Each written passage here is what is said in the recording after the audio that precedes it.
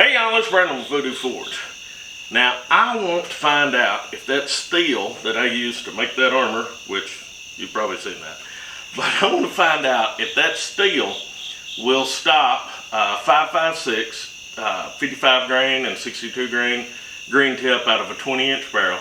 I want to find out if it'll stop 308. I want to find out if it'll stop 7.62 tracer, and I want to find out if it'll stop 30-06 AP.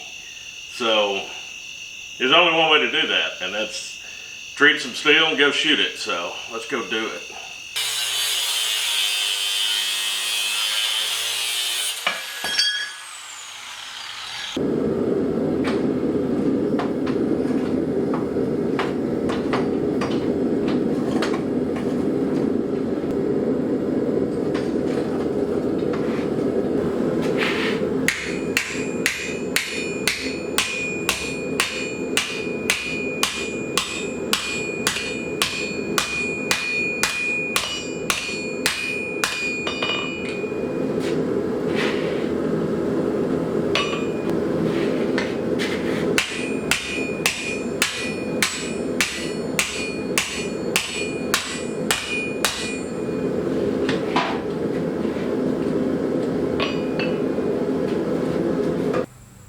Since I'm hardening some steel and taking it to the range, I might as well do more than one thing.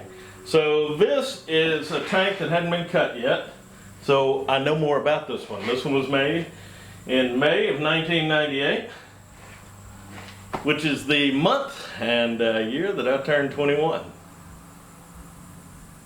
Trying to remember it. Not like coming back.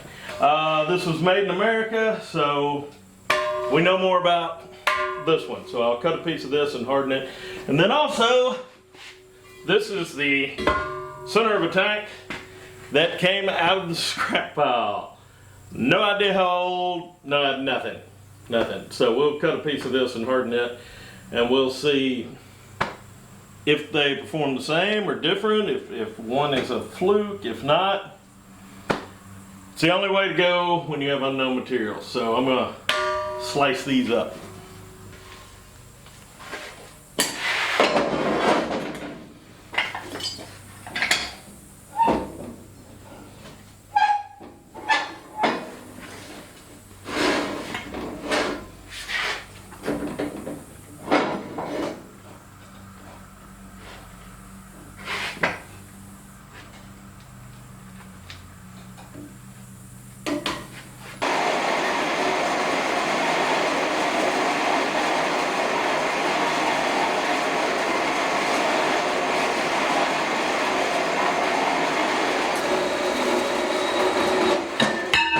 Okay, I thermocycled all of my samples out 2 or 3 times. And what that means is I heated it to critical temperature, just non-magnetic, and then I let it just normalize, just cool to room temperature. And what that does, that relaxes all the stresses in the steel. So now I'm heating all my pieces to harden them. Magnet doesn't stick.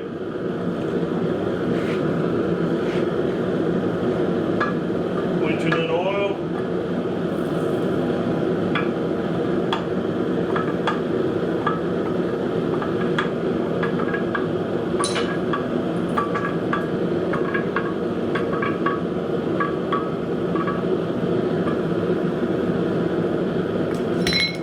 One down.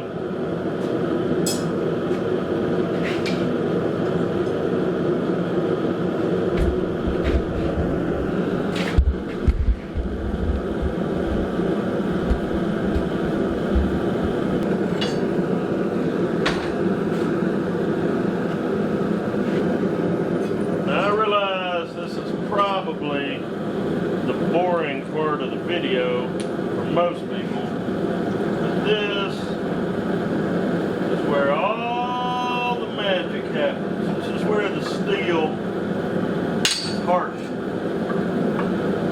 This is what makes all the difference in this.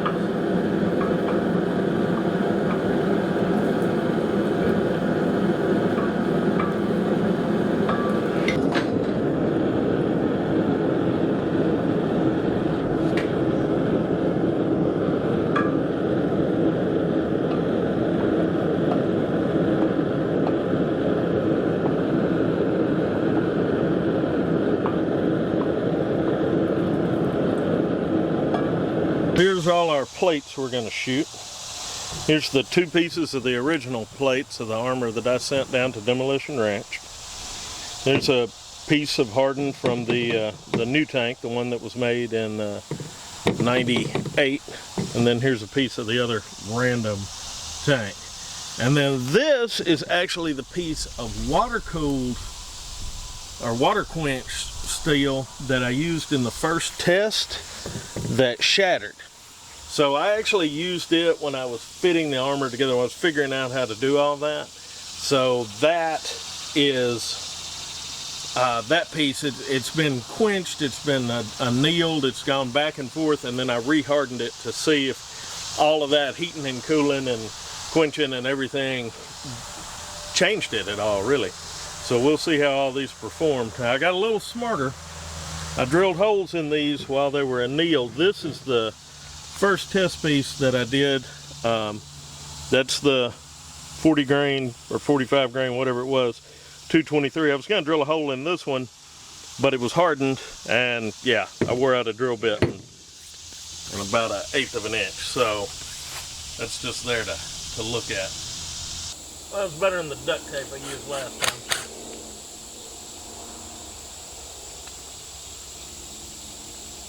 I'm assuming. I know everybody will let me know what they feel like I did wrong. Shooting these with a little bit different rifles, just to get a better idea. This is a C308, and I've got some ball ammo and some tracer ammo I'm going to be shooting out of it. This is an AR. This is a Colt H-bar. This is actually the first AR I ever bought in 1999, and it's got a 20-inch barrel. So there were a lot of complaints about not using a 20-inch barrel. Well, there's a 20-inch barrel, and I've got 55 grain and green tips. And then this is a model 1917 Eddystone, and I'll be firing 30-06 AP out of it, if we get to it. First, 20-inch AR, 5.56, 55 grain ball. Ooh, I hadn't shot this musket in a while.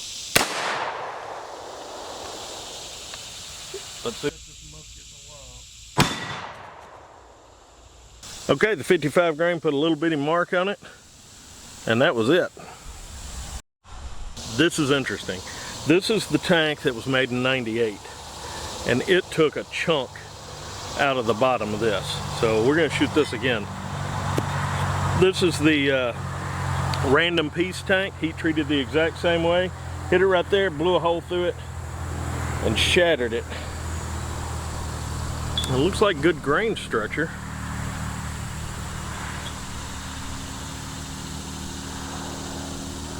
Let's shoot those again. Now we're going with the 62 grain green tip out of a 20-inch barrel. See how this goes.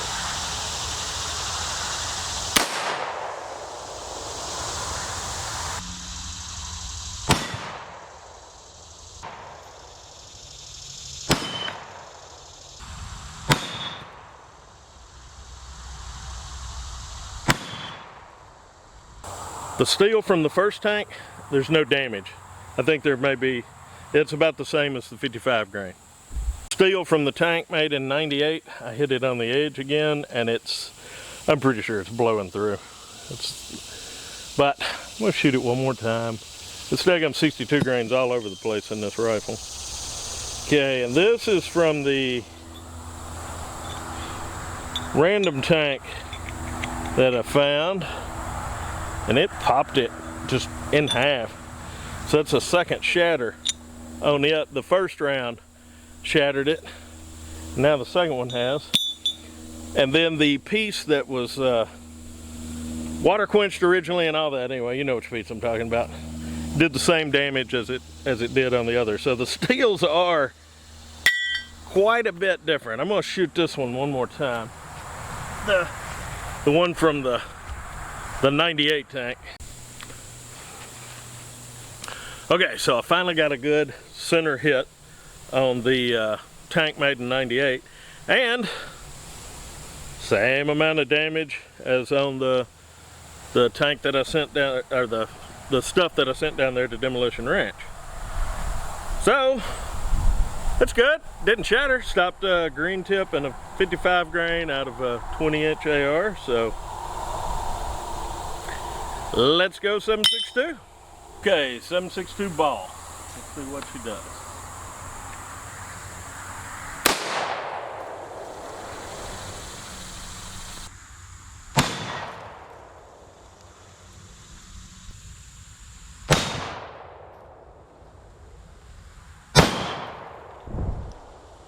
Okay, our first plate, it hit so much harder. It hit right on the edge, but it deformed the plate, but it didn't go through. The second plate, it hit right up here next to where I hit it with the 62 grain, and it actually made a smaller indentation than the 62 grain. Now the third plate, this is interesting. You know, this is the one that's been quenched and everything so many times. It hit right here, and it fractured the steel right along one of these drill holes. So it hit right next to one and it broke it. That's kind of neat. We got enough of this left to keep shooting it. Okay, now I have some 7.62 NATO tracer ammo, Lake City, which should perform the same as the ball, but you know, I got the tracer, so let's shoot it.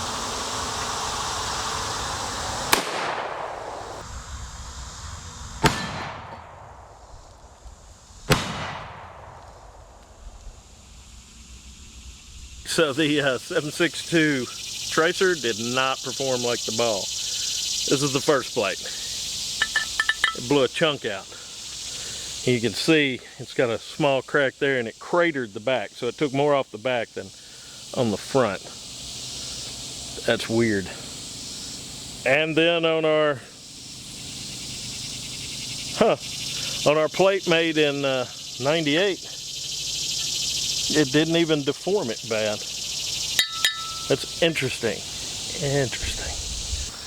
This plate was right here, and when it hit, you can see it did a perfect cutout, you know, where it blew that chunk out, and this gray all the way around it. I don't know if that's something from the tracer or what, but it definitely left a mark. And you can see behind it, the bullet did not go through it. It just shattered the plate. Weird. Okay, so here we go. Here's the Lake City. There's a head stamp here. Okay, this is Lake City, made in 1972, 30-06 AP out of Model 17 Eddystone. And I have no doubt this will go through or shatter all of them.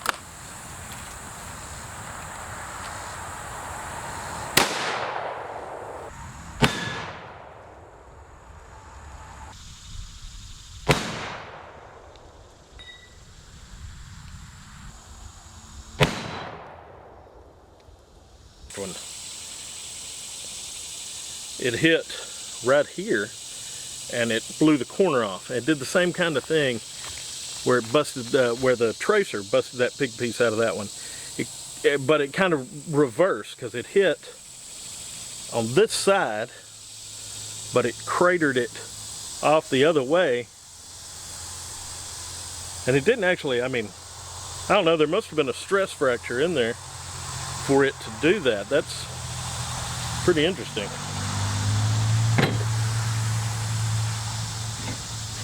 Now the piece from the if I can talk, the piece from the tank made in 98, it hit right here, so close to the edge, and it hit right where I hit the corners with some of those 55 grains, which I'm beginning to think the only reason why the 55 grains penetrated so good on this was because I was hitting on the edge.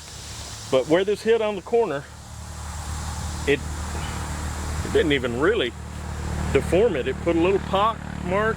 It actually put less than the green tip. Well, about the same as the green tip, but didn't penetrate it. And then the piece that I sent to Matt, that, you know, the tracer on the other piece I had that I sent to Matt, it put a dimple in. So that's got me thinking some things. This one, this chunk shattered out when I hit it with the tracer. So I don't know, the grain structure looks good. It could just be that tracer's a lot better mamma jamma than I thought it was, which is really weird because this one, same material, same heat treatment, but it turned away a 30-06 AP. Strange. And then the piece from the tank made in '98 turned away everything. The mystery piece over here shattered twice on the green tip, so we know it's not a viable material. And then this is the piece that was from the original, but it had been quenched in water and then had been heated up and annealed and lots of things done to it. And it did okay. The tracer broke a, was it the tracer or the ball? I think the tracer, no, the ball broke a chunk off of it, and then the AP did. I didn't shoot it with a tracer.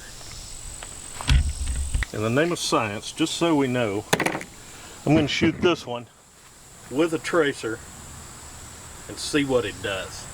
Let's see what it does. Okay, gonna shoot this bad boy with a tracer, see what she does.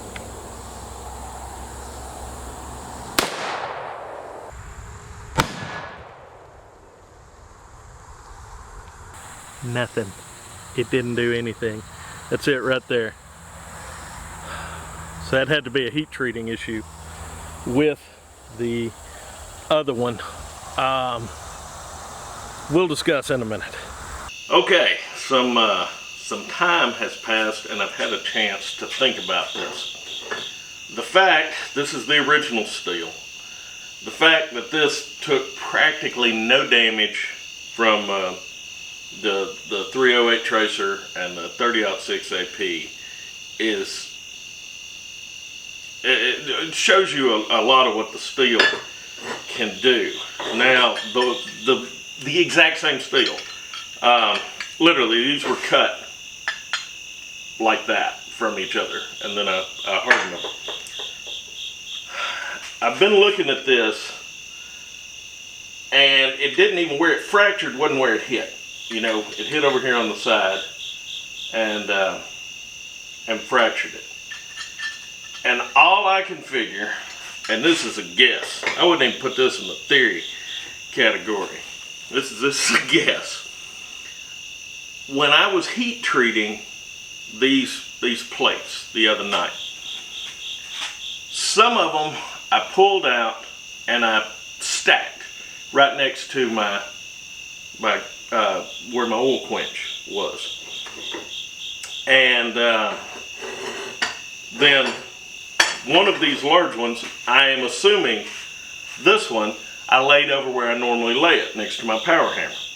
But at some point when I was doing the process, I hit that pile of plates with my little infrared thermometer, and it showed that the temperatures were way over 500 degrees, which is where things start to temper. It starts to soften the steel a little bit.